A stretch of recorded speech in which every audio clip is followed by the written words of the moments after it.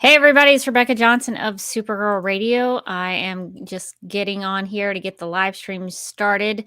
Hopefully, this time around, everyone can hear me. Last time we went live, I had muted myself. So if you're watching it live, please let me know if you can hear me. It should be fine, but it's always good to get clarification on that in case there is any problem.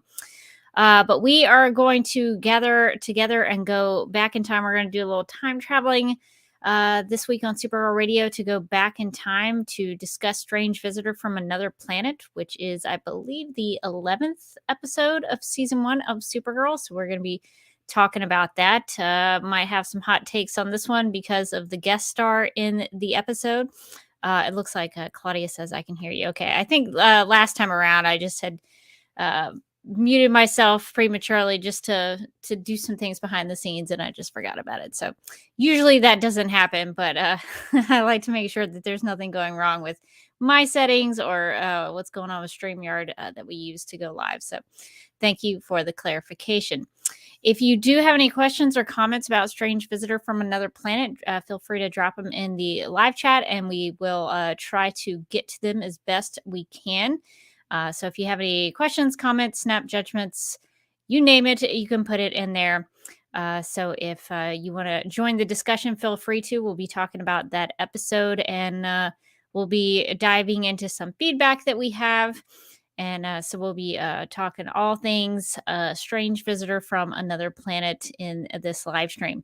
It was also brought to my attention by Daryl, one of our listeners, that today marks the 1-year anniversary of the Supergirl series finale. So I felt like that needed to be mentioned. Maybe not in the episode itself, but here on the live stream we can talk about that. I don't know that I'm trying to think if I've gone back and rewatched it since the 2-part episode, which was really episode I think 19 and 20. The Last Gauntlet and Kara were the 2 episodes. So that was 1 year ago today. So that is wild to think about that it's been a year since we said goodbye to the Supergirl TV series, and we're still talking about it. So I guess that's good to keep that alive. It's a drastic change to have watched 6 seasons of the show and then go back to watch the first season. It's a dramatic difference in quality. So that's been fun to rediscover. There's some things in Strange Visitor from Another Planet that I was watching and thinking, there's no way they could achieve that as special effect in season 6. They would have never had Supergirl pick up a motorhome from a burning accident situation and fly them away. That would never have happened in season 6, but it did on CBS because they had more money, I guess. Anyway, so I see Morgan there. Morgan, are you ready to go? You good? Okay. Morgan, what are your thoughts? Today, Daryl told me that today is the 1-year anniversary of the Supergirl series finale. So it's been a year since we've said Today? said I goodbye to the guess show. I celebrate it in the way that I should have by watching a season 1 episode. Remembering it as it was, not as it would be. Remembering all the good things that you want to remember about. Yeah, so wanted to make sure that was mentioned. Because I don't know, it feels like it's been a lot It longer really than a year. does. So a year seems very short in my mind. That it seems like it should be longer, but it's been a year. This time last year we were watching the bizarre series finale where they introduced a bridge that would take away powers, and people's I faces forgot turned about the into bridge. turned into lizard faces, and Helen Slater was shooting owls out of the sky. It was a wild time. It was a ride, that's for It sure. really was. It was an emotional roller coaster. It brought us the best, like, chef's kiss, Lena Luthor boardroom ballroom. We couldn't have gone out on a better note. It really did. It was like, listen, in one way we are going to go out strong, and that's what Lena's wearing is going to be iconic. Could you pull it off? No. Can anybody pull it off? No. Only Lena. Well, before we start talking about the season 1 episode, Strange Visitor from Another Planet, I just thought I'd share this comment from CM Gutier 74 saying, memory of the finale in my local TV viewing area. The picture was visible, but the sound was gone for about an hour and 45 minutes of the 2-hour finale. Had to rewatch it a different day to figure out what happened. That is so interesting. I wonder what the experience is like if you just turn the sound off and you just that improved trying to figure it out. Of the finale. I might try that sometime just to turn it off and watch it like it's a silent film and just see if I can figure out what's happening. Maybe it would make more sense. Everything's happening kind of in pantomime. Go to the bridge. Oh man, that's so funny. Well, I'm glad you were able to watch it later and try to decipher what happened in that finale because it was bonkers. Okay, well, Morgan, if you're ready, we can go ahead and get started.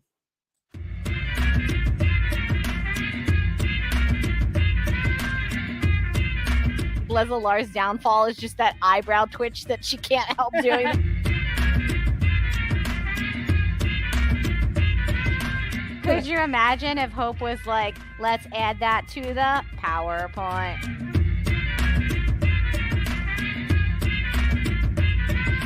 Excuse what me? Year is it? How old am I?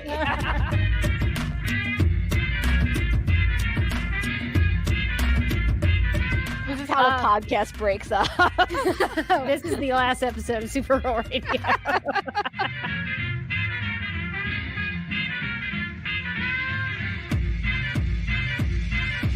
You want a Kryptonian? You got one. Is it a movie about saving Argo? The answer to that one is no. It's called Witch for a Summer! ! Where does she want to go? Ask her. Talk to her. Really commune with flat Supergirl. Did we set the bar too high or too low? I think we set the bar real medium. You're doing an intensely adequate podcast. Good.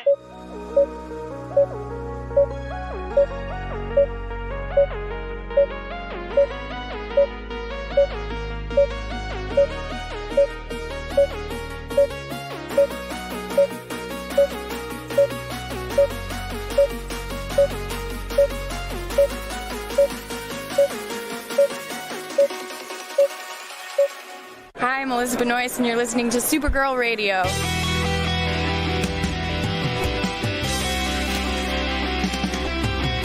McGurk! I love Not typing. mess with my Google Docs, Meeksy. Supergirl Radio is going live every night of the week. How do you like it? Is becoming a human burrito a plus or a minus? I don't know. It does seem snug. I mean, they say you are what you eat. Kira. I love that. So I do a podcast called Supergirl Radio, and one of our segments is Lena Luthor, Boardroom or Ballroom, because She looks like a boss in this coat.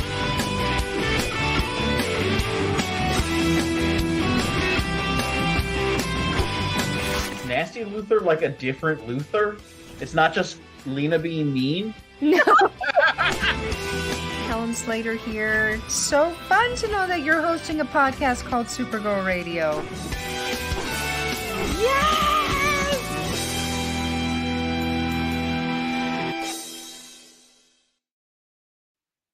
Welcome to Supergirl Radio, your source for all things related to the CW's Supergirl TV series, or in this case, the CBS's CBS's Supergirl TV series. Had to figure out the best way and most accurate way to say that. And the character of Kara Zor-el. My name is Rebecca Johnson.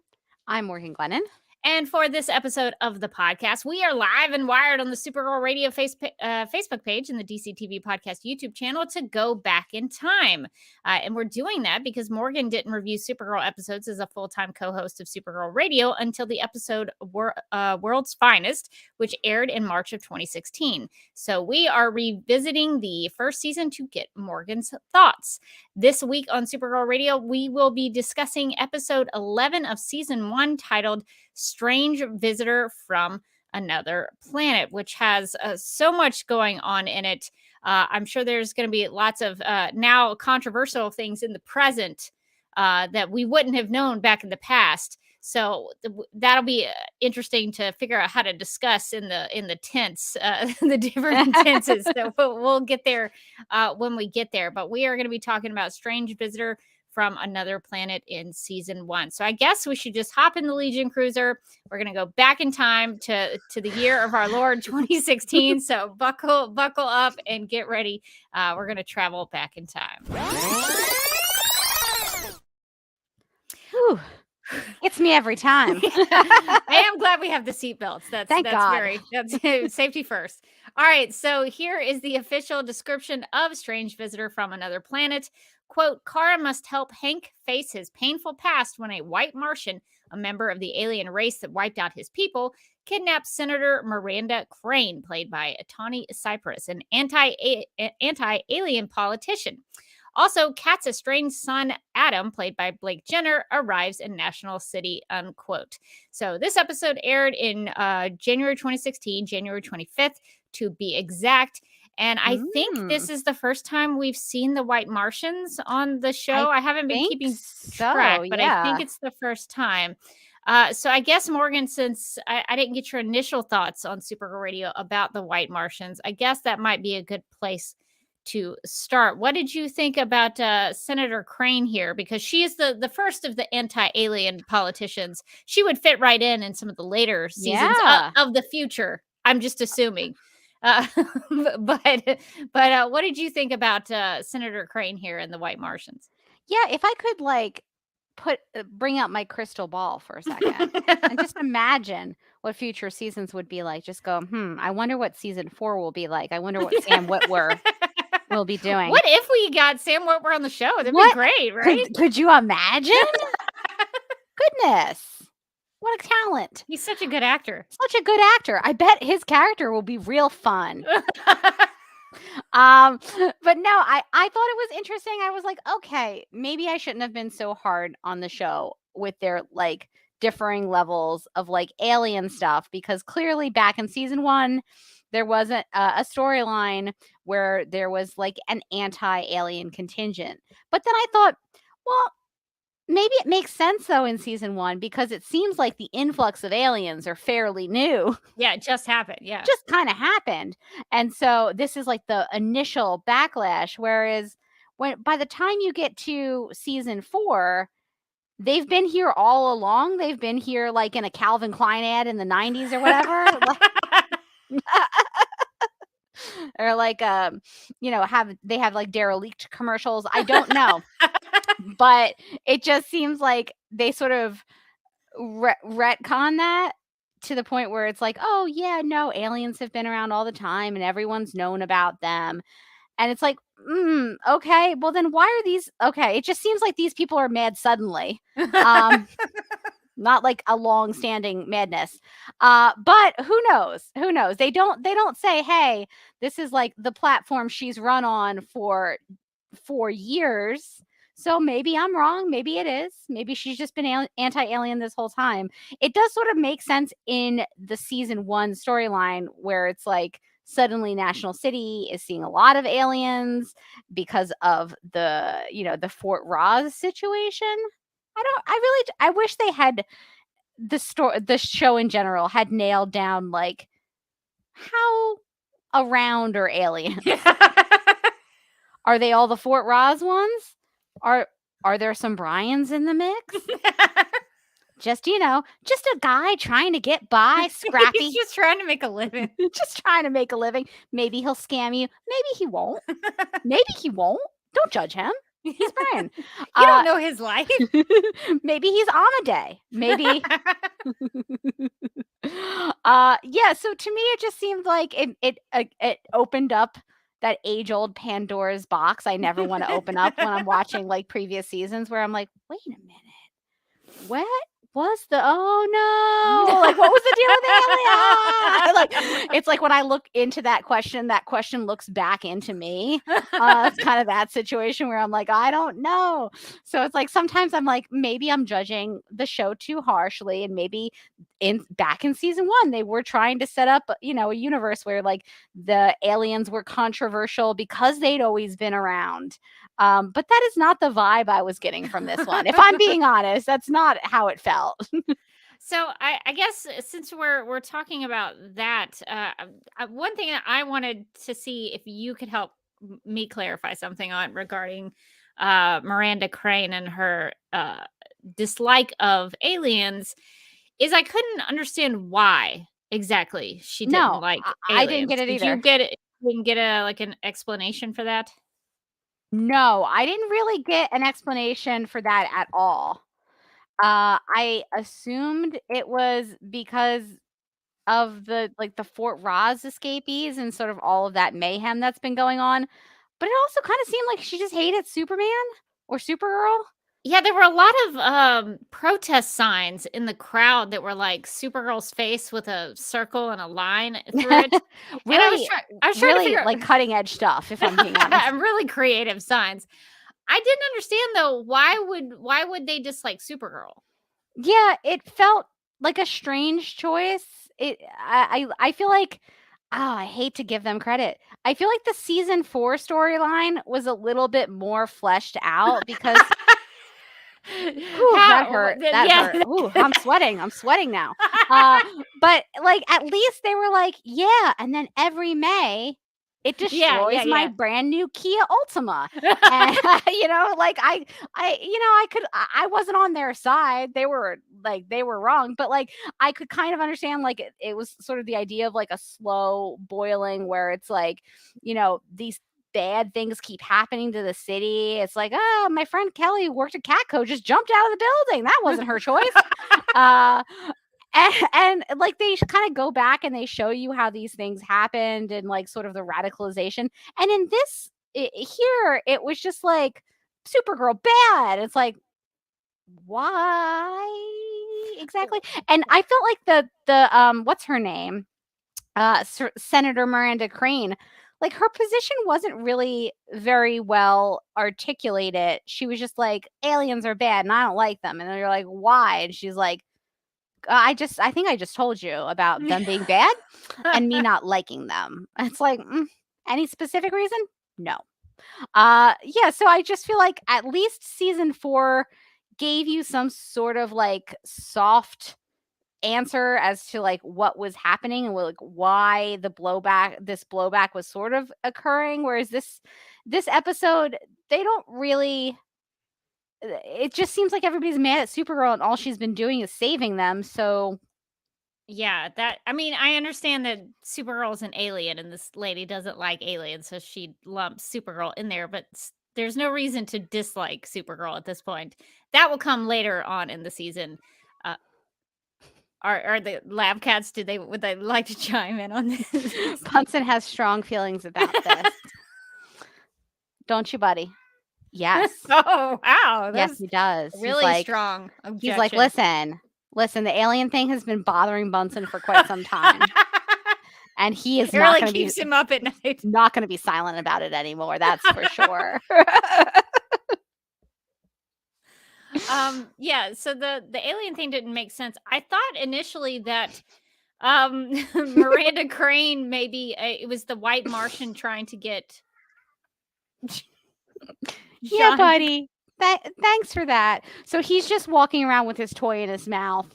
Is he bringing it to you? And making that noise. So I just sometimes like to give him some soft support and tell him like, yeah, no, I see it. Thanks. It's awesome. You're doing a great job. He wants to be a mouser so bad, but but I don't want that for him because I don't want that for me.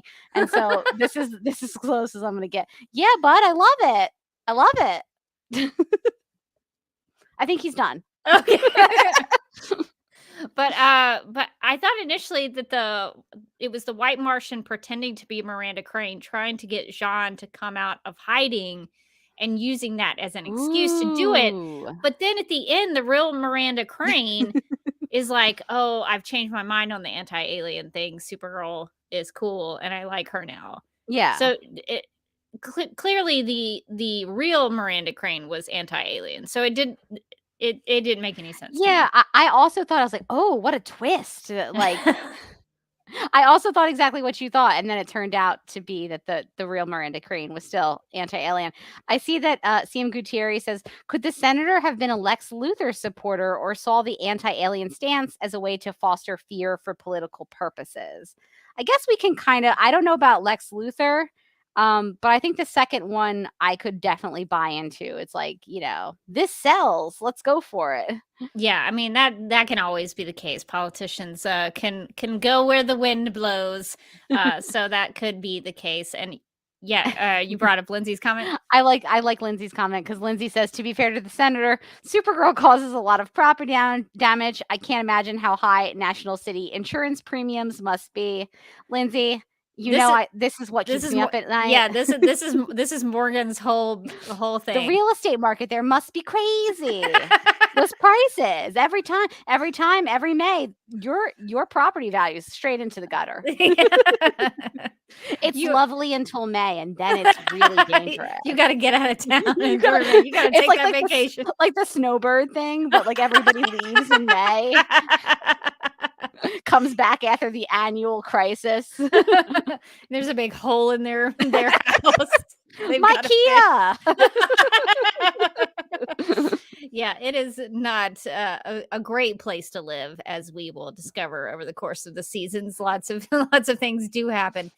So yeah, I didn't fully understand Miranda Crane's beef with the aliens. Although to your point, I mean, it could have been a little more fleshed out in season 1 with all the newness of the aliens, but they really didn't go there. So what did you think about the twist that Miranda Crane was the White Martian, or at least a White Martian was impersonating her? So at first I thought exactly what you thought, that it was like the twist was that Miranda Crane was the White Martian all along. And I was like, mind blown. trying to get Jean out into the open. So sneaky. That would have been great. That wasn't where they went ultimately, and I was bummed. But I did like that. I did like that twist and I liked the twist even better because they found it out through the power of photojournalism. That's right. That's right. Jimmy was integral to this storyline. Without Jimmy, I don't know. Maybe Jean's dead. Without using one of his cameras of Jimmy's photos. Do you think that was his dad's camera? Do you think he? Oh, it had to be. Yeah, that's the one with the power. Yeah. I just really like that they're looking at the photos, and I was like, this is actually like a great way.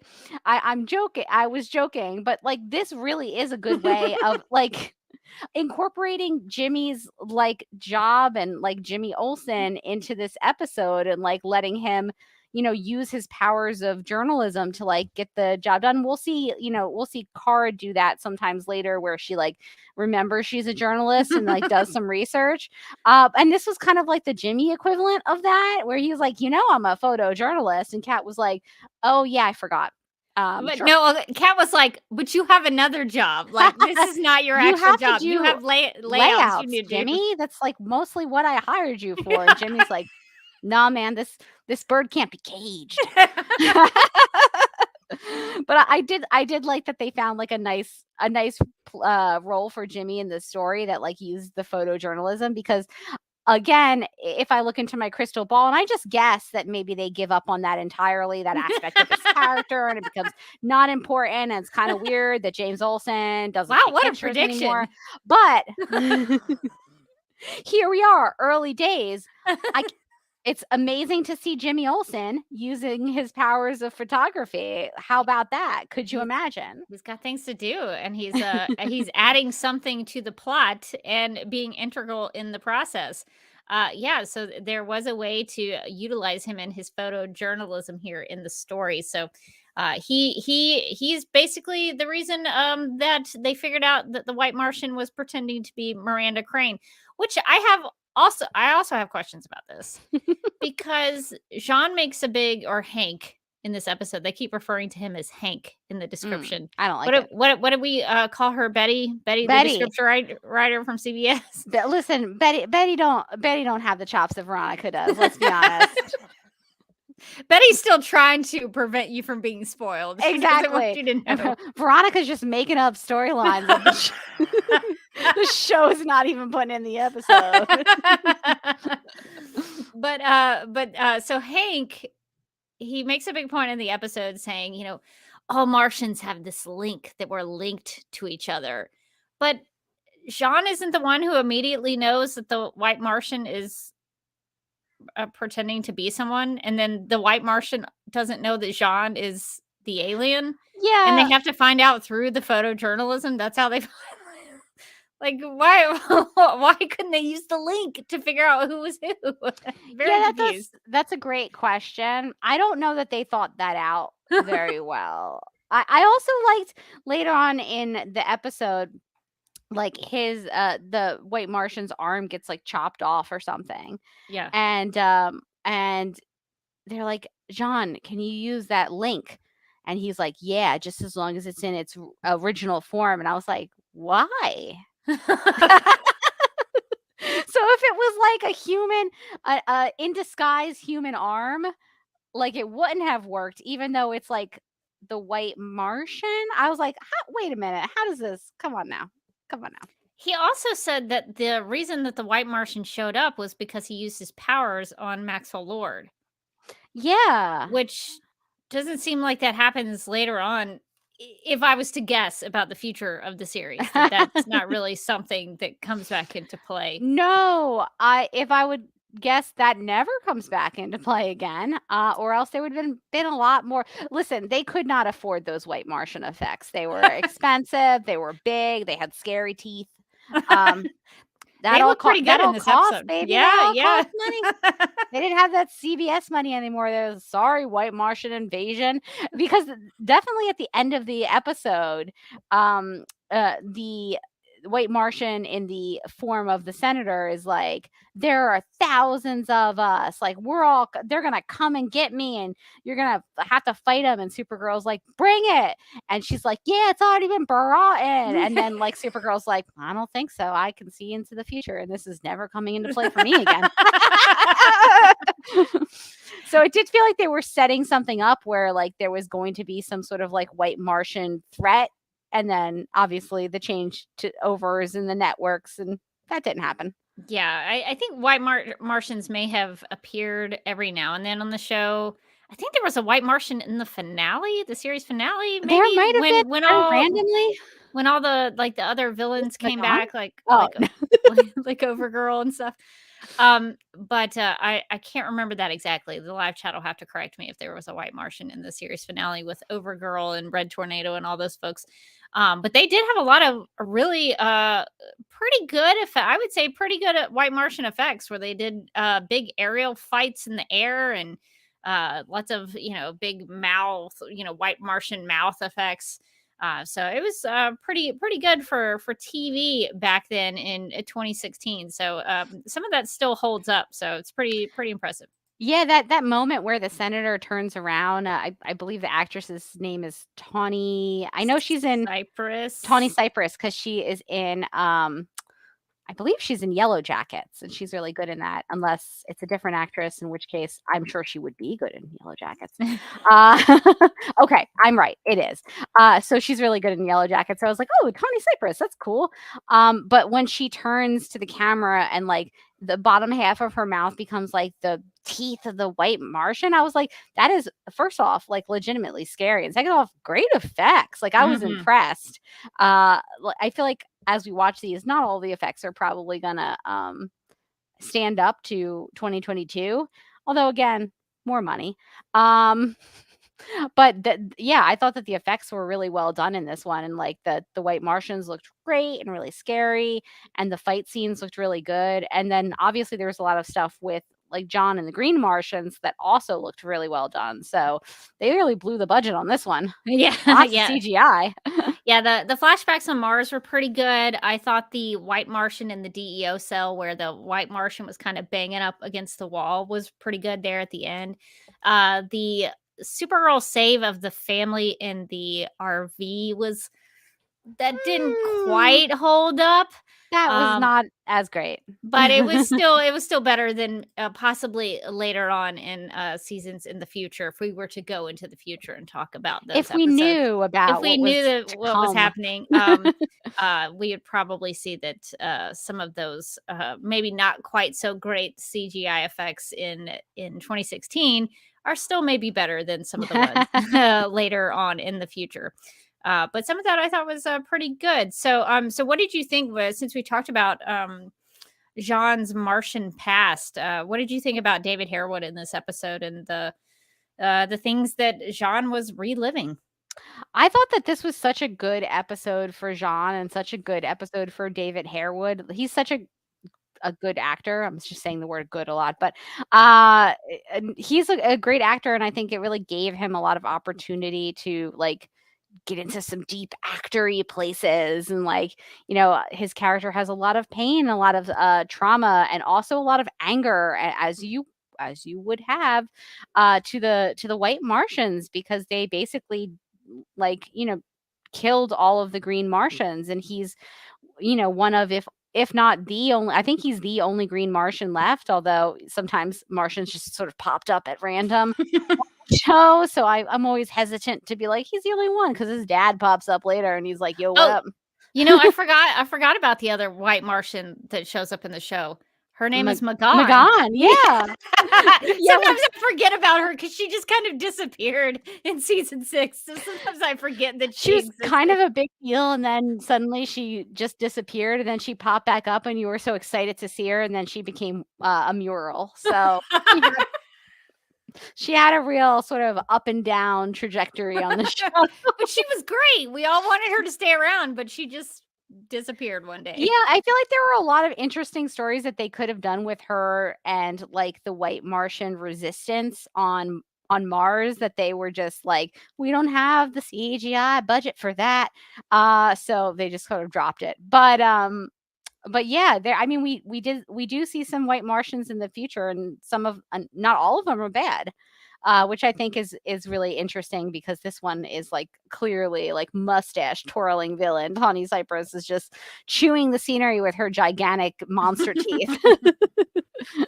Yeah, I thought David Harewood did a really good job in this one. I love it when he gets he does have some anger in this episode, and he does this thing where he sort of growls a little bit when he gets angry. And I like his performance in that, because you can feel his anger, his voice gets deeper and sort of has a growl to it. And I like that a lot. So I think this was the first time, maybe, I don't know how you feel about this, Morgan, but maybe the first time that sort of the space family becomes a Yes. space family. Is that? Yeah. I think that's true. I think he like pretty explicitly says it in this episode that like, you're not a replacement for my daughters, but you are two sisters, and I'm your dad now. He's like, any father would be proud to have you two as daughters. And they're like, thanks, Dad. Oh no. What just happened? Did I imprint on Space Dad like a baby duck? I thought that scene was really cute. And he tells them his daughter's names, and then Carr hugs him, and he's like, that's enough hug. Which is so funny, because it's a very season 1 John thing, because like by season 6 he's like, come on into the hug machine. He's like, hugging any old person who wanders by, but he's a little bit more reserved and closed off. I also really love the scene where he like starts sprouting off, like he starts reading off his resume. He's like, I am 300 years old, and I know a bunch of languages, and I've seen a bunch of stuff, and you can't tell me what to do. I just like the language line, because it's just like so nonsensical. It's like, did you know that I'm multilingual and therefore I can kill? Okay, there's some translators I'm afraid of now. If that's the case. Well, I guess he would have to know a lot of languages if he's going to shapeshift his people. Yeah, it makes sense. But now I have a lot of questions about shapeshifting. So when you shapeshift, though, like, do you have to? I assume you have to change your voice, you have to change your looks, but then you also have to, like, the language doesn't just come when you Oh change into yeah, I someone guess else. not. So if You'd you have to like changed into learn it. somebody and you didn't know the language, you would just kind of be bumbling around. You sure would be. That I guess it does make a lot of sense that he knows so many languages. I just like that he sort of threw it out there as like a It's like, reason, as sort of like a reason why he can just kill whoever he wants. I gotta fight this on my own, and I'm gonna do it like murder style, and that's because I know Korean. It's like, well, maybe sir? when he's about to kill somebody, he has to do a monologue in their language, Oh and that snap! requires him to I know did many like that languages. they pulled out the Martian language in this one Oh because they yeah, talk to each other in Martian. And I thought that was really cool. yeah. I don't know. I think this might be the first time they do the Martian language. I think so. Yeah, Yeah. So they do it quite a bit in maybe the future of the show. I hope we see that again. perhaps. But it is cool to see them. And I would love to know I don't know if they've talked about this in behind the scenes stuff. I've never seen it, but if we ever got to have either Tawny Cypress or David Harewood on the show, I'd love to ask them about how they developed the Martian language. Oh And yeah. maybe if they could teach us how to say something in the Ooh. March, so we could then, I wonder if it's theoretically be able to do bad things because we know we'd be Call, multilingual. I'm calling Lena and I'm getting my murdering leather jacket on. It's time. Let's go, girls. Uh, I wonder if it's like, they worked with somebody like some of the other like big fantasy shows like Game of Thrones, Mm. like developed their own language, like the Dothraki. I wonder if they like worked with somebody who, creates I wanted to say fantasy languages, but like non-real languages based on kind of realistic-ish language systems. Because I've read interviews with the guy who like created Dothraki, and it's really fascinating. It apparently does kind of follow language patterns and things like that. So even though it's a made-up language, they put some time and effort into it. Yeah, I think that stuff is really fascinating. I tried to learn how to do the Kryptonian language from Man of Steel because Ooh. that's a whole language that was developed by some sort of cultural linguist, some professional linguist. I've never been able to do it, and I don't know anyone who else can do it. So that one is very difficult, but it's really neat when when those folks really put some time and effort into developing those things. The thing that I think would be really tricky about the Martian language is all of the apostrophes and Oh knowing where to God. put them and knowing how Those to say wandering them. apostrophes. Yeah, that's They the never seem trick. to be in the same place at the same time. It really makes a difference in how you Mirren? pronounce that word. Marin? Will we ever know? Truly, will we ever know? I see CM Gutierrez said, since John can read minds, does that automatically cause him to speak any language? Well, I guess Hmm. if he could read your mind, he would have to know the language in order to read. Yeah. I wonder. In I order to wonder. understand, he would have to. Because if you read something or if you take in a language and you understand it, it's because you know that language. Does Yeah. that make sense? That's what I would think too. I wonder if that's sort of how he's picking up all these languages that he's so proud of knowing. So maybe he doesn't have to learn the languages. It just comes with. Well, no, he would have to know the language in order to read somebody's mind. Yeah, you'd think. Yeah. Like if you're thinking in Spanish, I'm not going to know much of what you're thinking. Yeah. So, like, theoretically, I could see inside your mind, but if I didn't know the language, I'd be like, well, sorry. We're running Yeah. into a brick wall here. I don't I can't help you out with this one. I don't know this language. That's a good question. Got some puzzlers now about the language issue. So many questions about the Martian abilities and capabilities in this one. Well, is there anything else with the Martians that you wanted to talk to before we moved on? I just thought that all the stuff with John in this one was really strong. I thought his performance was really good, and I think like when he gets really angry and wants to kill the White Martian, it's incredibly understandable. And I was like, "Oh, does it make me a bad person that I'm like, do it?" But obviously, Kara talks him down because she's a much better person than me. But I thought that his backstory has always been really tragic, and this is where we're really getting like the biggest part of his backstory, like the full part of his backstory of him losing his family and his two daughters and his wife. And I thought, that even though obviously it's all CGI and it was just played really well, and then David Harewood really like grounded it with his performance, and you could really feel how eaten up about the whole thing he was, and how much his trauma really affects him. And also I think I like that the way that it connects to Supergirl, and that she gets to have a moment with him where she says, "Hey, I'm also like the last of my of my kind, and I wonder why my mom didn't, you know, jump into that space pod with me." And but it's harder to get up every day and have that survivor's remorse. And like I really liked that. I like that they gave, even though this is a very like John centric episode, they really gave her a tie into his story.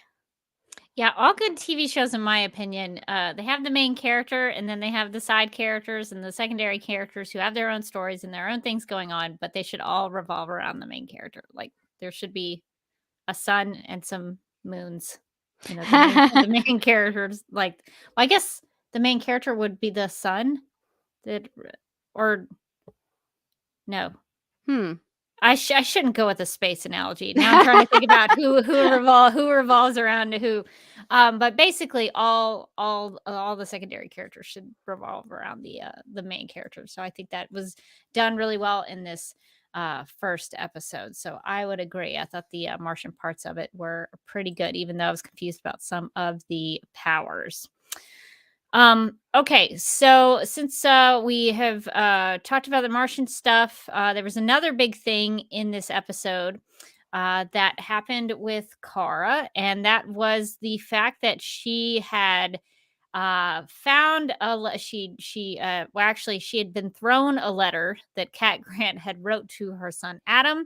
And then she finished the letter. Kara finished the letter for Cat and mailed it to her son. And Adam shows up in National City after reading the letter. So, Morgan, do you think that it was ethically okay for Kara to send a letter in Kat's name to her son? Do you think Kat was right to threaten to fire her? Yes. Yes. Oh my God. That is so over the line. A lot of times, Kat will threaten to fire people for things that are completely ridiculous, or have like ridiculous expectations where I'm like, settle down, lady. But in this case, I was like, yeah, actually, yeah, you would be fired for that. Like, just the nerve of Kara to pick up like a discarded letter that Kat was writing to her estranged son, be like, I can punch this up. And then to send it to him. I mean, I don't know what she was thinking.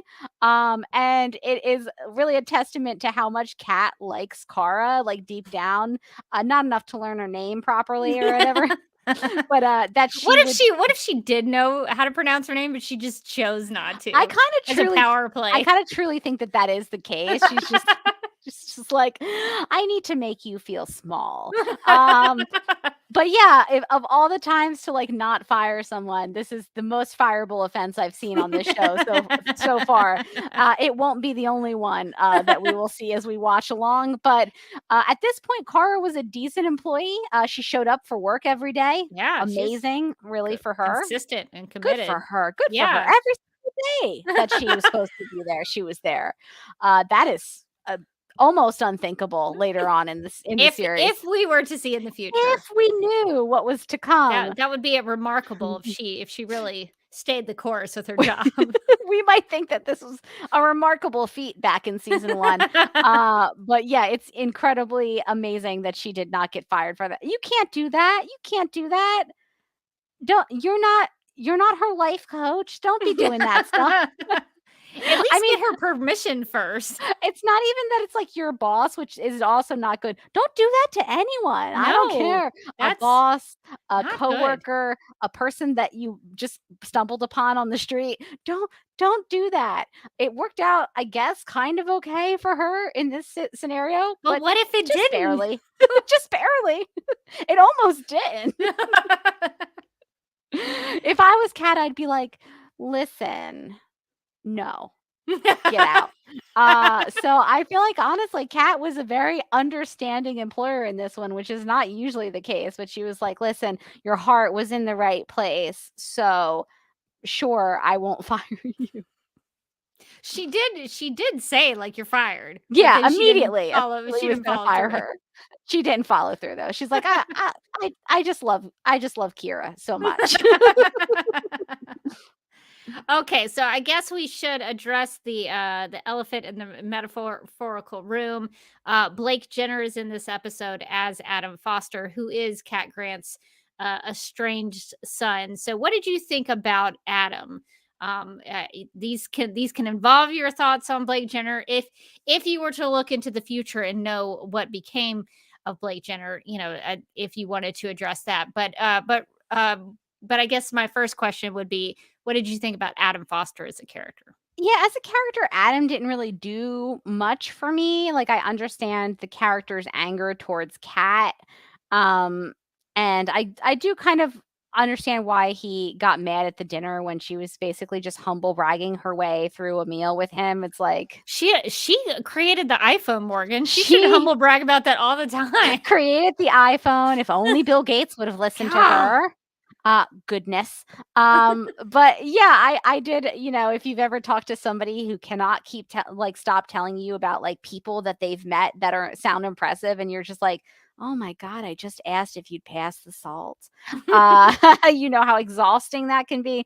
So I did feel for him, and like he's trying to get to know his mother, and he thinks that she's going to show more of an interest, but she's like, I don't know what it's like to care about people who aren't myself. So obviously she's struggling there. And I really liked at the end how Kara sort of inserts herself into the situation. She's like, listen, I can help. And kind of works as the translator for the two of them, and like allows them to have like a nice moment with each other. I thought that worked really nicely, and it really shows how much she cares about Kat, and honestly how much Kat trusts her, even though she's doing some crazy stuff that I don't know that I would still be trusting her, honestly. But she already inserted herself. They might as well just go for it. But now that she's inserted herself, sure, be our therapist. But I really did like that, and I do love anytime Melissa and Calista have like scenes together, and especially like big emotional scenes. The Adam character outside of that didn't do a lot for me. And then obviously I'm looking at it with the hindsight of knowing that Blake Jenner was Melissa Benoist's husband at the time, and that it turns out that he's been that he was abusive. And so obviously it's a little cringy when you're watching it now, especially like the scenes where he's flirting with her. But also, and I'm just going to put it out there, like I was like, okay, just try to watch it on its own merits. Don't try to put that out of your mind. Don't think about it. He is not a good actor. I didn't think so either in he rewatching. He is wooden. It's like they're like, ooh, that guy was flirting with you. And like Kara, I would have been like, how could you tell? He has that one facial expression, and it's a little mad. Yeah, he was obviously trying to go for like big emotions, but he was not getting close to any emotion really. He's very wooden, and really honestly detracted from that storyline. And I was like, okay, some of this is probably, me looking back with foresight from the future. But I don't think all of it was. Honestly, I just don't think he's a very good actor. No, I think you are spot on with a lot of that, because even when I was rewatching it for our discussion back in the past in 2016, I had the same conclusion. I came to the same conclusion that some of the readings of his lines were not very compelling. He didn't have a lot of presence in a lot of areas. Some of the ways he interacted with Melissa as Kara like was okay, but some of his scenes with Kat were not as strong. Like there could have, I think, been a way that you could have made some of those scenes stronger, and they were. I think Callista did a lot of the heavy lifting in a lot of those scenes. Yeah. So I think that could have been better. I think a director could have maybe pulled more out of him.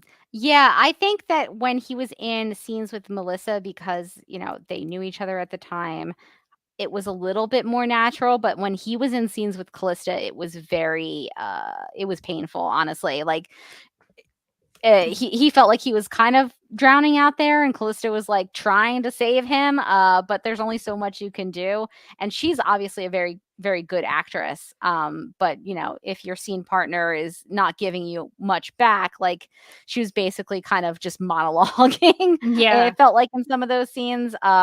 So yeah, it's too bad, because I think the storyline on its face is really interesting. Is like the idea of her not having been ready for motherhood, and really now wanting to be involved in her more or less adult child's life. But the actor honestly like really brings down that storyline. I didn't come out of that episode being like, man, I want to see more of like Adam and his relationship with Kat. And I was just like, oh God, I know that this guy's in more episodes, and now I'm bummed. Yeah, I think it could have been a lot better, but I think the cat aspect of it, I think, was good. There was a moment where she says something about, I never got to put a picture that you drawn on the fridge. I never got to tell you stories, and I never got to teach you how to not be afraid of the world. I thought all of that was really nice. The dialogue for that, the way that Callista delivered it, those things I thought were, for me at least, emotionally affecting when I watched it. Maybe not on the Adam side of things, but on the Cat side of things, because of Callista's performance. So that I thought did work with those scenes. Yeah, I thought the storyline itself, like, I didn't really have any issues with, and we had sort of already established that Kat had, an older son, and I really liked I really liked that insight into Kat's sort of angst that she's had for years about not knowing her son. I think Callista did a really good job with that. Cine Gutier disagrees with us, which is totally fine to do if you're in the live chat. Yeah. Saying, I disagree about Blake's acting. I think Adam was keeping an emotional wall up to a mother he didn't know at all. He had no clue what she wanted after he getting a random letter. I mean, there is a case to be made about that. He like showed up in National City and he was like, what's this about? I got your letter. What gives after so long? What is happening? So I can definitely understand that part of that side of it from the Adam character. One thing I wanted to ask you about, Morgan, is we're 11 episodes into season 1. I know. And already we've had Kara googly eyes over James. Sure. We've had a pretty serious friend breakup with Wen. Or at least a giving him time and space situation. And now they're introducing another love interest in just 11 episodes. So what do you think about that? Is that too much, do you think? Or it does seem like a lot of drama in her romantic life. Like somehow she's got so much drama in her romantic life, but she's still like incredibly single. Which I feel for. It's like, girl, that much, and you should at least have like someone buying you dinner. Yeah. But yeah, I don't know that this, with the love triangle kind of happening, maybe the love square, because Lucy's in there too. Yeah, Lucy made one scene appearance in this one. I think she had one line. They paid Jenna for one scene, and it was like, she went, what? She was like, that's not how that works. Yeah, I loved it. She's so funny as Lucy, and I loved that line. But like, then she never shows up in the episode again. I was like, she's having a great easy time on Super. We're setting money on fire here at CBS, aren't we? Get a big name guest star, say one line in a board meeting. That's how you know it was like 2016. They were like, what are budgets? Network TV is gonna live forever. But yeah, like I think that there's like essentially like a love square. Like sure, the Win situation not resolved exactly, but the tension of like, does she have feelings for Win deep down inside? Seems to. No. But the James Lucy stuff still happening. Like, do we need another love interest while there's still like a love triangle going on? It just feels like too much. Yeah. And again, I'm bringing in some knowledge from the future, but I do feel like I remember reading some stuff where Blake Jenner was kind of controlling, and so I can read between the lines of like maybe him wanting to be a guest star on the show and the love interest so he could like keep an eye on her. And because it does feel like it's not necessary at all, like the romance aspect of that storyline feels a little tacked on. Like we've already got her dealing with the fallout from Win, dealing with sort of, she has like a little moment with Jimmy in this episode where they're like looking at photos, and it's really romantic. They're in there looking at photos. That's together. like Jimmy. Jimmy's like, I just came from the dark room. My favorite place to be. So he's in a romance mood, right? And she's looking at his photos, and he's like, wow, you really like that one, right? Like with the Martian. So obviously there is some romantic tension there. It just feels like too much. Honestly, it's too much. She's dealing with one guy who liked her and told her one episode ago, who's like not talking to her right now. Kissed her. Kissed her. Which is a pretty big deal. Yeah, and it needs space, and it's kind of not talking to her right now. Another guy who has a girlfriend whose photos she's looking at. They've moved in together. Yeah, that's true. They're moved in together. He's been to Thanksgiving. Never forget that. And now she's got like a third love interest. It's like, it's too much. It's too many love interests. I would have been okay with the Adam storyline, because I think the Adam storyline is interesting because it's Kat's son. So there's a conflict of interest there, because Kara has to deal with what if things don't work, and then she still has to work with Kat. Like I think I wouldn't do it. I think that's and that also makes the whole letter thing even worse. She finishes a letter that Kat didn't finish, and then she sends it to the son. The son comes to National City, and then Kara ends up being asked out by the son to go on a date. Yeah, like if this ever happens to you in your professional life, and I'm sure it happens all the time to all of us, who among us, right? You're gonna want to say no, thank you. No, dinner sounds great. You're great. Love it. No, thank you. No, thank you. Boundaries. Because there's real, like, what you got to commit to marrying that guy now. How much? You gotta wait. How cute is he? Is he cute? How much do you like your job? Like, is the job up here and the cuteness kind of here? Okay. Well, if you go to dinner with him, you have to marry him now. Are you comfortable with that? You comfortable with that? You got to quit your job. You got to marry him. Those are your two options that you have. Don't do it. Just don't do it. It's a lot. It's a lot involved in that scenario. It gets real complicated real fast. I love how Kat was like so horrified by him finding Kara cute too. She like just couldn't understand it. She's like, her? Her? I also loved her weird comment, like, where is Kara? Oh, probably in the bathroom getting muffin out of her hair. Do you think? And I think that probably happened at some point. That sounds like Kat was speaking from experience. Because to me, it kind of speaks to, did Kat throw a muffin at Kara earlier in the day? Is that what we think happened? That's exactly what happened. I've told her my muffin order 1,000,000 times. You only learn when I throw the muffin at you. See, in my theory, I think Kat still knows that Kara is Supergirl. I don't think she was fooled in Nice, Blood Bonds. I like it. And so she knows if she throws the muffin at Kara, it's not going to hurt her or affect her in any way. So I think she knows that she can do that kind of thing. Supergirl can take it. I love it. That's my theory. But I think the Adam storyline is interesting. I just I think the fact that it was thrown in there after all of the James stuff and all the Win stuff, it to me it's too much. Yeah, it's like to timing, put all that in like, at the same time. You got to space it out, man. You got to space it out. Yeah, let's see. Danny had a comment in the chat that I wanted to address with you, saying Kara would never survive on a show like Love is Blind. She would So not. Morgan actually got me to watch Love is Blind season 1. I have not watched the latest season. Oh, it's but great. If you think that the contestants were like right on the edge in season 1, you're like, Yeah. oh, these people are not doing well. Wait until you get to season 3, because season 2 it gets a little bit worse. And by Wait, is there a season 3? I didn't know there was a season 2 and 3. So Danny has been Oh, accompanying me okay. on the journey of watching season 3. I'm behind. Okay. So Mike and I will text her like, "Oh my God, can you believe Bartiz said that? What a jerk!" The people are just really like they're barely hanging on this season, and it's a mess. It is messy. I highly recommend it.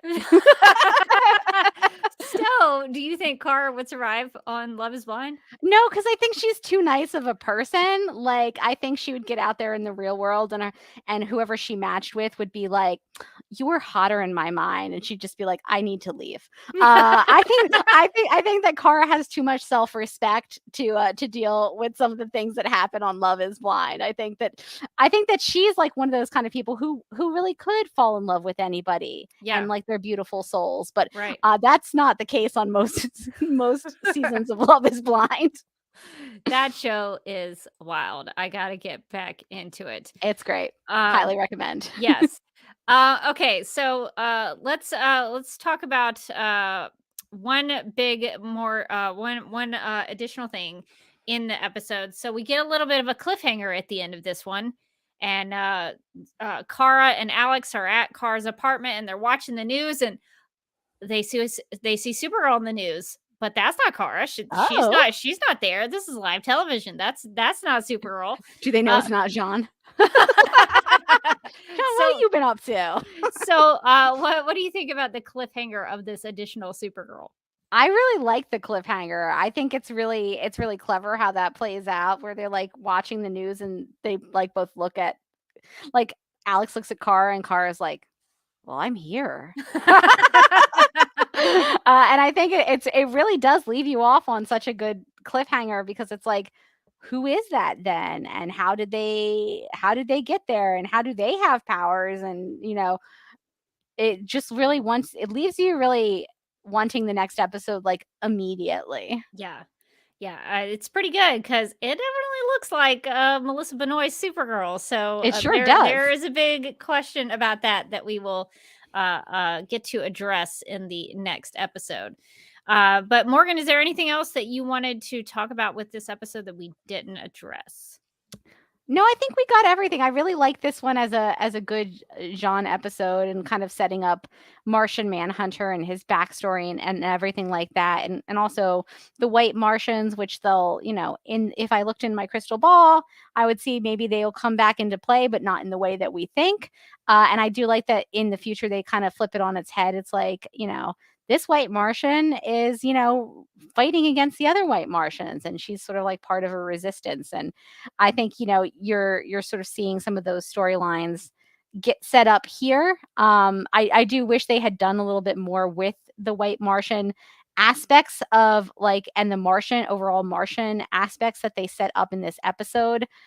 Because a lot of that stuff we just won't see again. Like the idea that the White Martians have tracked him all the way down to Earth, and there'll be many more to try to kill Martian Manhunter. And then, if he was waiting around, he'd be waiting for a long time. That's for sure. Well, he's already been here 300 years. What's another 300 years more to wait around? No big deal. Yeah, I would agree. This is a good episode. There's some really good, especially Martian Manhunter things in here, and I think some good Cat Grant scenes. So I think this is a good, solid season 1 episode. I have issues with blood bonds, but for the most part, season 1 I don't think is missed. No, season 1's been really strong. Yeah. I think if we're thinking about quality of episodes, I think all of them have been pretty good, except for a Cameron Chase. That's the other. That's the other kind of questionable thing in season 1. That one's gonna forever haunt me. Where I was like, Anya, why? Why would they cast Emma Caulfield? There's some things that deserve objective criticism, but on the whole, I don't think the episodes are really missing too much. So good episode. Well, I guess we should Before we do, I see a comment from Aaron who says, before we finish discussing the episode, I want to mention that I like the notion of family in this whole episode, and not just genetic, but also found family, and the notion of survivor's guilt that Jean and Cara discussed. So yeah, nice stuff. the genetic family I think was addressed obviously with Kat and Adam, because they are biologically related. But then I guess you have Alex and Cara with Jean, a space dad, and then there's a talk of Jean and his two daughters. So there's a lot of family dynamics that you could talk about within this episode. I would even argue, because I think season 1 for me, this is how I always saw it, that Kat was sort of the maternal figure for Cara, in the replace of not having a real, but her mother is in the DEO as a hologram, but she doesn't have a physical mother, at least in this season. That may change in the future, say in like a third season, but here in season 1 she doesn't have. Well, I take that back. She has Astra, who is her aunt. So there's a physical, biological relative there. But for Cara, I think Kat is a very maternal figure for her, who she goes to for advice, who helps cheer her up, who just really is a good sounding board for her. So I think there's a little bit of a found family between Kat and Cara. That's what I would argue. So I think the show did a pretty good job of that, especially early on. Circling around those ideas to maybe make it thematic as a whole. Very cool. Well, thank you for those thoughts, Aaron. And I think we should hop back into the Legion Cruiser, and we should go back to 2022. So we're gonna go back to the future, and then we'll address the feedback of the present about the past. It's getting a little confusing here in the past. We're going to go back to the future, and then that way we don't have to figure out what time it is. So let's go back to the future, and then we will get to some feedback.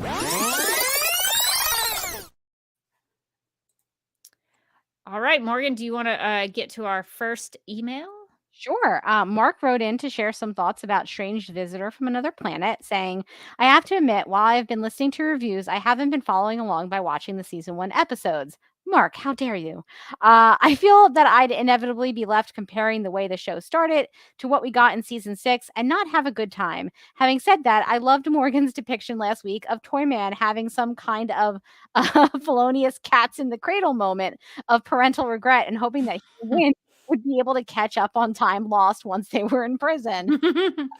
As for this week, I just want to call out the worthless, no good, monstrous piece of poop. Well, yes, who only had the privilege of knowing Melissa because he won a reality show.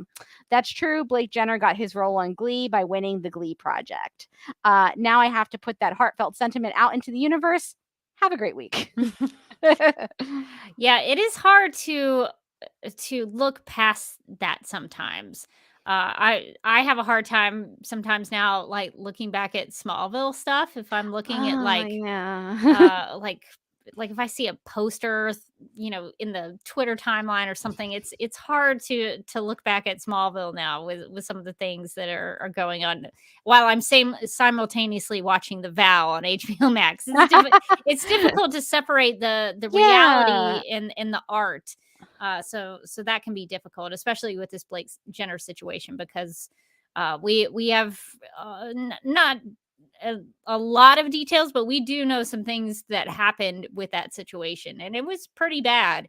So it's tough to figure out how to address the art objectively while also having that real life reality. I had to ask myself as I was watching, do I think he's a bad actor or do I just hate him?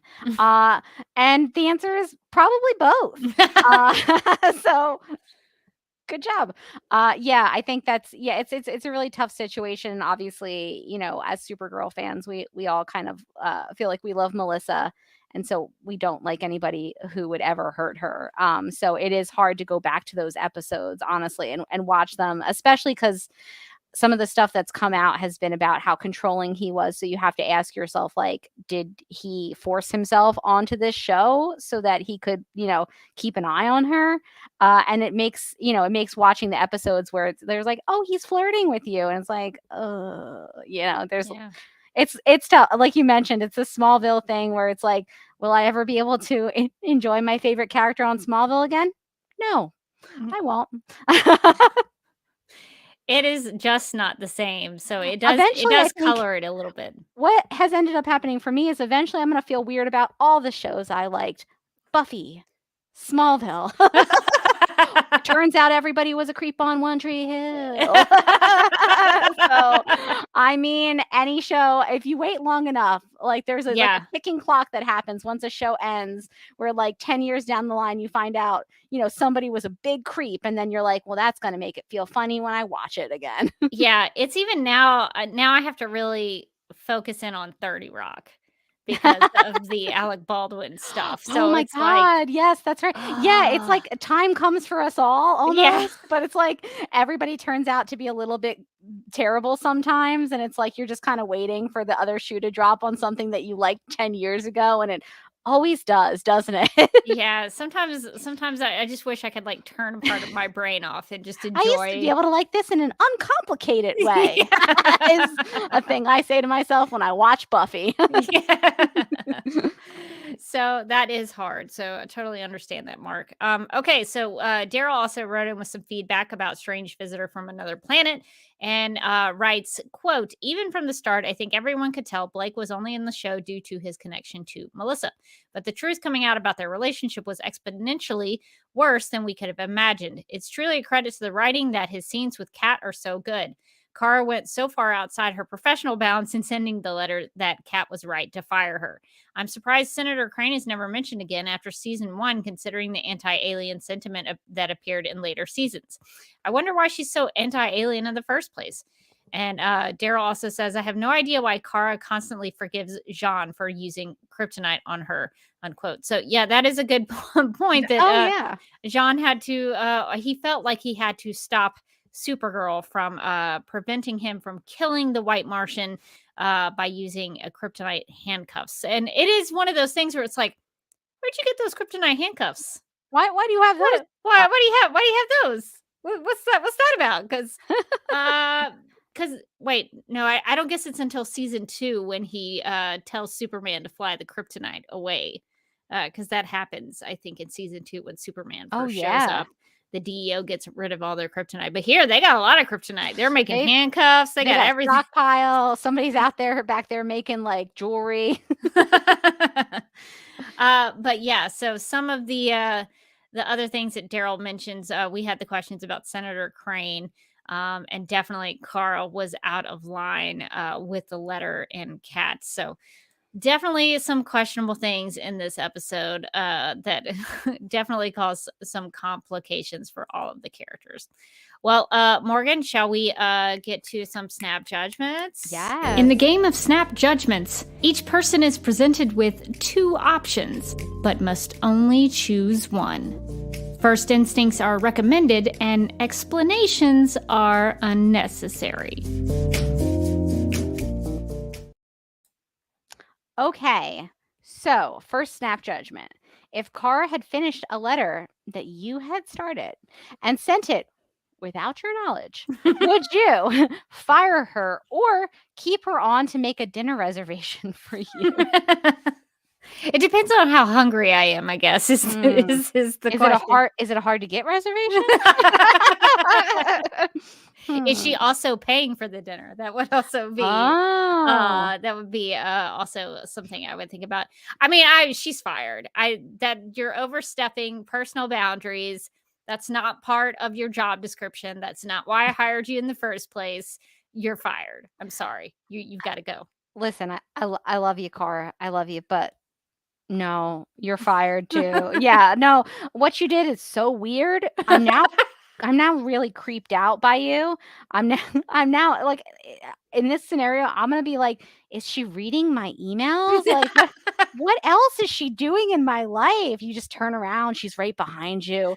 No, I'm sorry. You've got to leave. Do you think turnabout is fair play? That like you would, if she did that to you, would you then maybe say, I get to write a letter in your name to someone of my choosing? Ooh. Like, I think Yes, that would be you the can fair way to keep your handle job, that.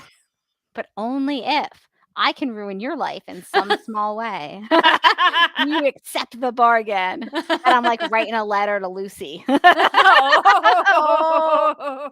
Yeah, you like it. Let me tell you about what happened in the dark room. Oh yeah. She's like, oh no, not Jimmy's romance spot.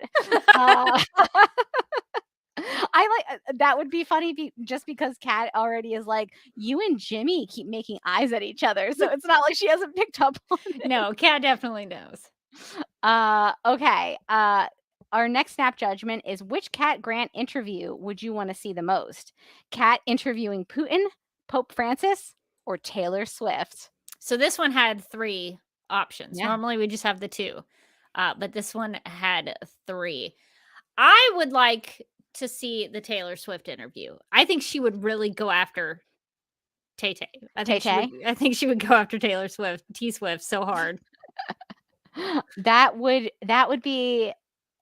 I was gonna say Taylor Swift too, but I kind of want to see Pope Francis because I feel like he's just going to be very confused. Like he's gonna be in the room. He's gonna be like, "Oh, my interviews are always so nice, and like my interviewers are like so kind, and bless you, my child." And then she comes in like I've got some questions for you.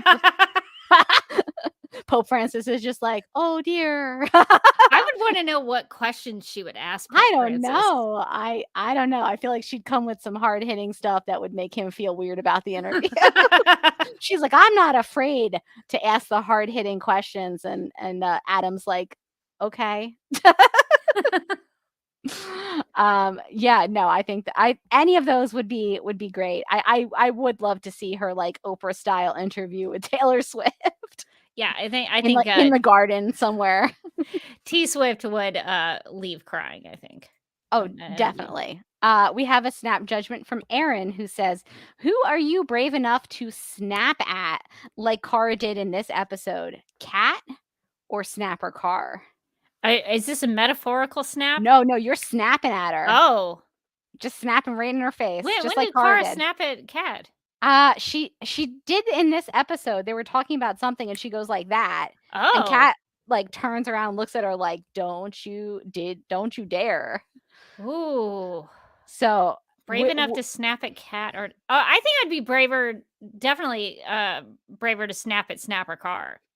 Oh yeah. Kat is too intimidating. I think I could at least justify it with Snapper Car because it's in his name, and that's what we're told in the comics is his thing, and that I think that would signal like, hey, listen to me, buddy, I'm doing your thing. So I think I would probably be braver to snap at Snapper Car.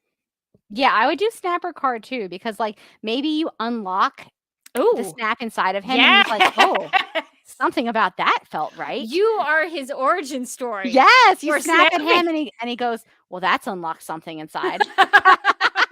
And then he just like goes out the door. But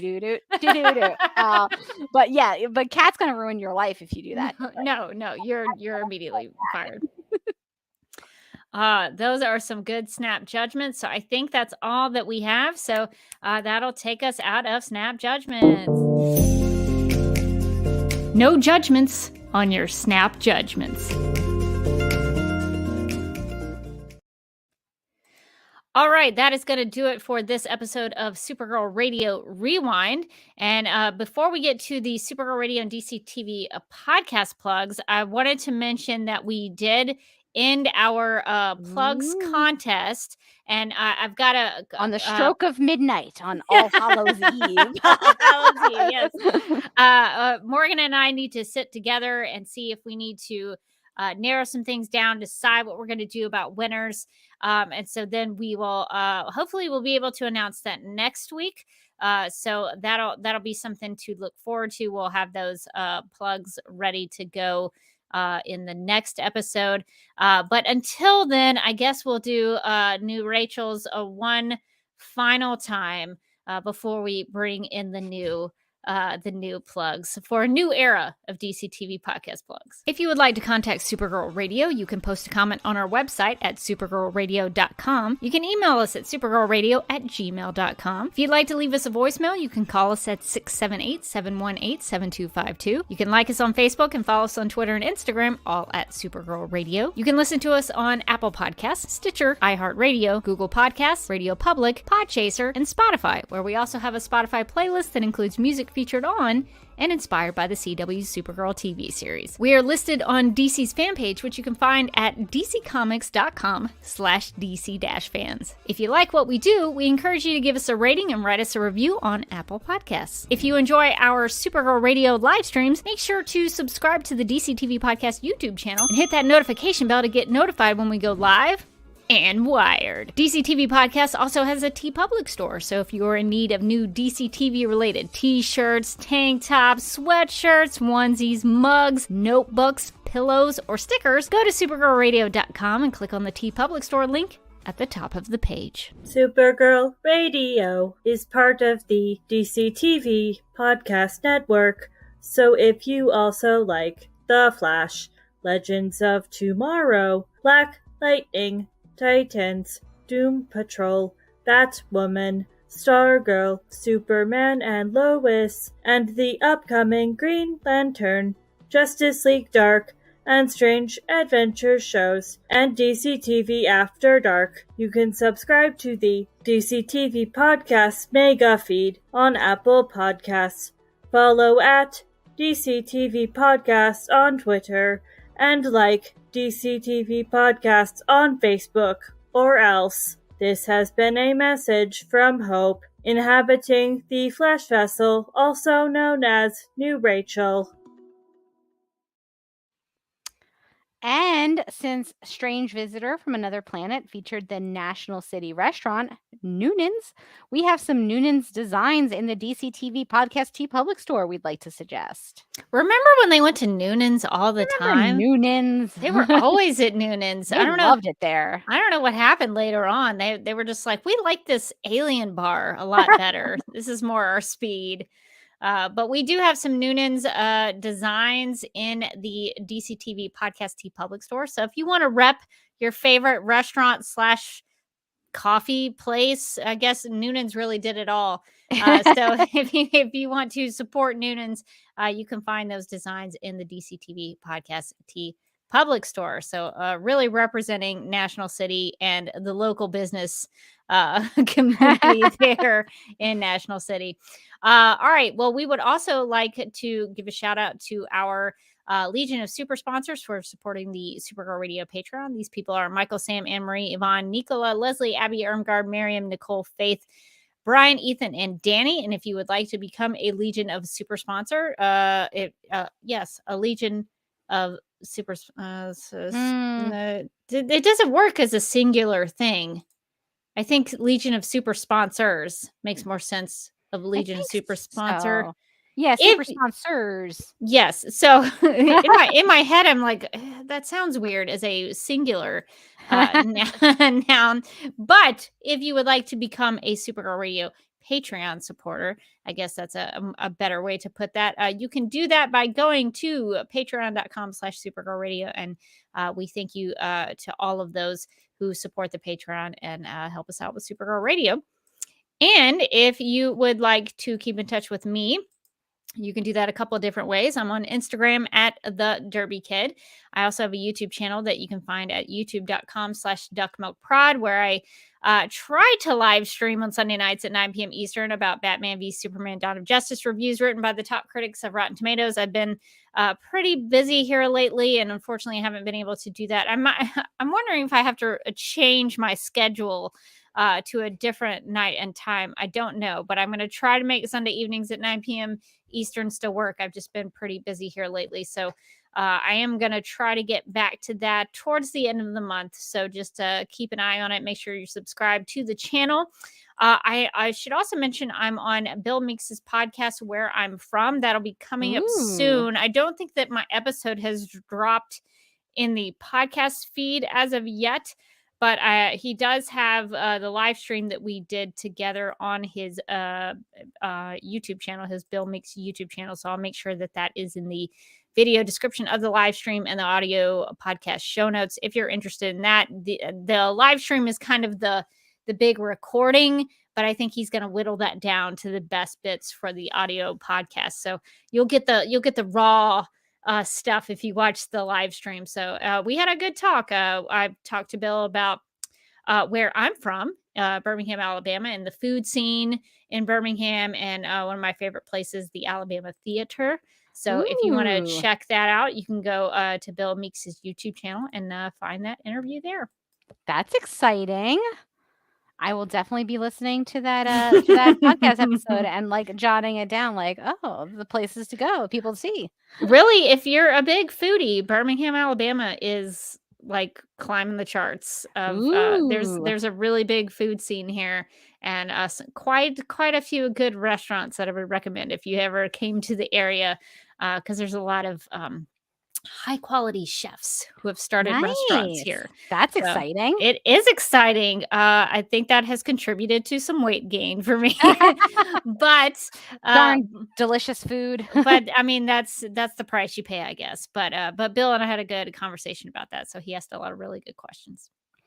And you can find me on Twitter and Instagram. I'm at Mojotastic. And you can also find me as a co-host on the Legends of Tomorrow podcast, where we've just finished our spooky season. And we are wrapping up and talking about some other things. Good question. What are they? I don't remember. I'm going to be honest, but we're going to have episodes coming out soon. So you should check us out there. I think we still need to talk about, I think we might be talking about Taylor Swift soon, actually. Oh, speaking of Tay-Tay. Yeah. Because her new album dropped and I think we've all listened to it, or we're forcing Amy to listen to it. So we're going to, and Kat's going to tell me about the Taylor Swift conspiracy theories, which I'm really excited. Ooh. Like the people who like read into her lyrics and is like, ooh, who's she talking about? Is she talking about this person? Is she talking about that person? What does this thing mean? So I'm really excited because I love it when people form conspiracy theories around things that don't matter. Like the more trivial, the better for me. So I'm very excited by that one. I would be interested in that because I don't know many of the Taylor Swift conspiracy theories.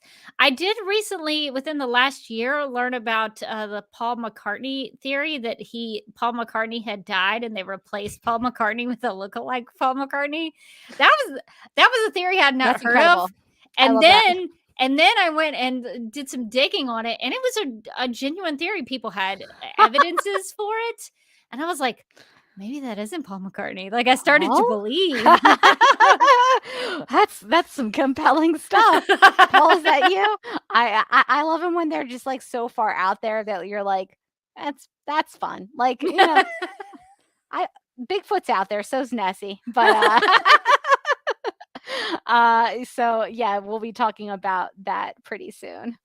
Yeah, I've also listened to some Bigfoot thing. I love a conspiracy theory. Sometimes mom, conspiracy theories turn out to be true, so I never dismiss them unless they're really stupid. But Bigfoot, most of the time, Bigfoot's out there. I think my mom, every time I swear, I go over there and I'll be like, "What's this?" And they'll be like, "Oh, it's like Bigfoot secrets or something." It's always on like the History Channel though. Yes. I'm like, "Where's the history in this History Channel?" What are you doing? Like, oh, you watch another Bigfoot show? She's like, they spotted him. Spotted him in the woods. I'm like, Mom. There are some people who have really gone through that like famous footage of Bigfoot, and like they've narrowed it down to what it's not, and they can tell by the way that Bigfoot is walking that it's, you know, doing something, and they figured out, or they've narrowed things down. They don't think it's this because of the way it's walking and the hair, and like they've like analyzed it like the Zapruder film for the JFK assassination. Like, I think that stuff is so fascinating. I'm like, please convince me of your theory. Does Bigfoot open an umbrella at any point? I knew it was you all along, Bigfoot. So let's bring them all together. I don't know. I'm willing to hear people out. Like, I'm not going to dismiss it. I'm not going to always believe it, but I'm at least willing to hear you out. So the Paul McCartney theory was quite juicy. There was like albums that indicated something and album covers, and like it was a whole thing. Kat probably knows all about it because I'm gonna ask her about this. Ask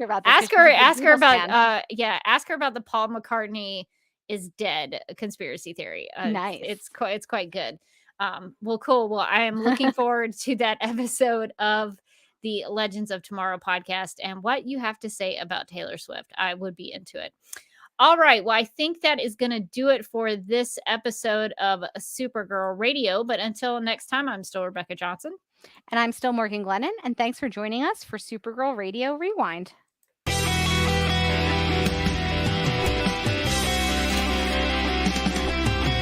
McGurk! I love typing. Not mess with my Google Docs, Meeksy. Supergirl Radio is going live every night of the week. How do you like it? Is becoming a human burrito a plus or a minus? I don't know. It does seem snug. I mean, they say you are what you eat. Kira.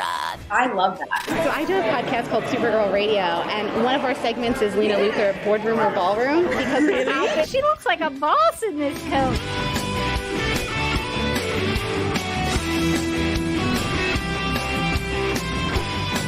Nasty Luthor like a different Luthor? It's not just Lena being mean? No.